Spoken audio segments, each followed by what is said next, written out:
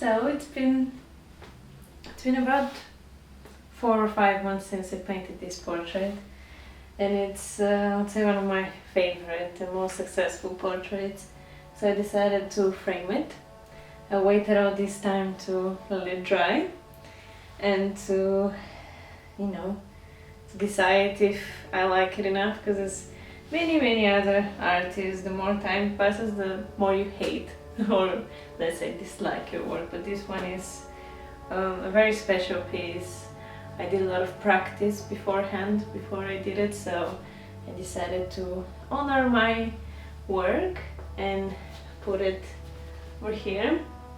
So stay with me so we can put it together, and after that I'm gonna put a little time lapse of the last stage of a portrait, the small touches that can make it or break it.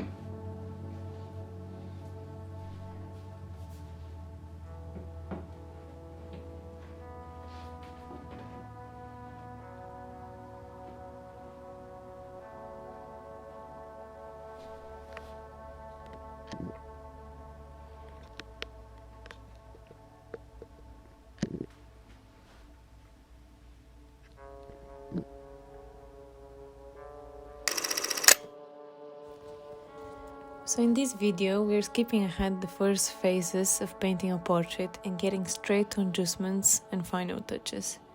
Just as a reminder, the first phases usually include setting up your composition, making sure it's where you want it on your canvas, whether that's centered or off-centered.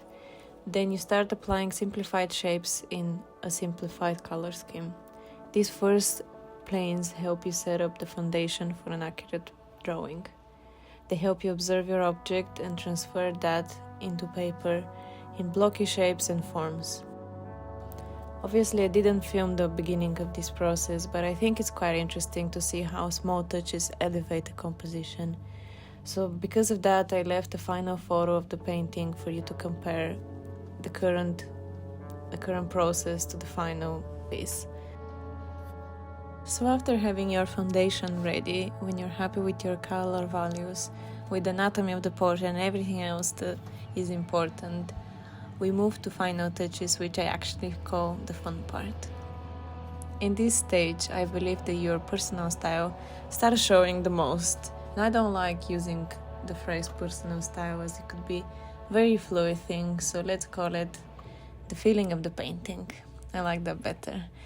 This is when you put a red line when it's not expected, or highlight on the cheek that is in blue rather than white, or instead of painting over a very thin layer of background from the beginning of your process, you leave it as it is. So these are choices not only in adding touches, but deciding to leave areas a little bit more undone as well. I love that when you're looking at people's paintings, it's like looking at the decisions they make, how they felt in the moment. I love when artists decide to detail only one single aspect of a massive composition, looking at a piece of art and wondering why that felt right in the moment is one question, but another very important one is how much the artist's interpretation of their feelings of the moment is on the canvas and how much is the reference that they're actually painting. So anyway, at this point of the process that is on the screen, there is a lot of pushing and pulling values. I apply darker tones and then some lighter ones. Then I try to blend them so they look more natural. I'm fixing mistakes, or I decide to leave others that maybe fit the composition actually. This is a very good time for you to step back from your work for a little bit. Because, sometimes it's quite funny how your eyes see what they want to see. So taking breaks is good, and looking at your work from distance as well. Because when you're painting close to your work, it's not the same as looking at it from some distance. So quite an important step to, have some time off, to step away from it, then come back, look at it again. You're gonna see more like that than if you're constantly looking at it. You're gonna see more mistakes, So right now, at this point, I'm working on finishing some sections like the nose, the shadows around the mouth, softening areas like the forehead and the cheeks that are naturally have some softness to them. So I'm trying to add that. I don't spend too much time on the neck or the hair, because from the beginning I decided to concentrate on the face shapes and values. That's actually what I usually do with my work. Once I get the face done, I get too lazy to continue. So there is no recipe or science to what you need to do at this stage, or you just have to feel it out until you're happy with your work. A traditional term used in detail work is edges. A good example of this is the parts of the nose where there are corners, so the top plane, the tip of the nose. Another one is the fold of the ear or the edges of the eyelids. I think those are good areas to highlight and to work a little bit more into, because they're the middle point between dark shadows, and when you make them pop, that will prevent areas from looking a bit rough or too dark. So I'm adding edges and blending midtones, adding different shades of colors to more blocky areas so they appear richer and more vibrant, such as the yellowy values on the forehead next to the more pink ones. They definitely, blending these colors together, they add more richness to the forehead and more interest to it.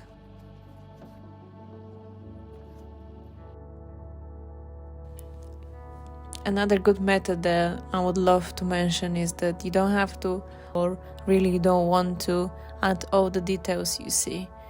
One of the greatest advice that I ever received from a painter was that humans, when they look at objects, we see only details that our eyes are focused on. So similar to a camera, imagine a camera focusing on a flower. You only see the flower and everything around it is blurry. Exactly like the human eye. So we don't see eyelashes or hair or wrinkles unless we concentrate only and exactly on them. That's why we don't really need them in paintings unless that's what we want to do. But as humans, we see only what we focus on. So we don't see details, or if we squint, we only see what's important, the big shapes. So that's very important to remember, that you don't need to put everything, that it's kind of unnatural to see a lot of details in a painting.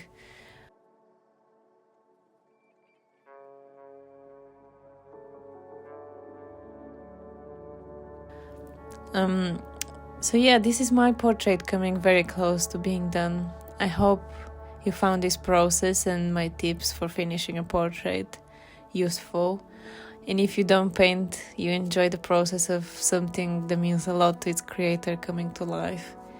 And of course, the final step being displayed as a symbol of hard work and achievement. Thank you for watching, and see you next time.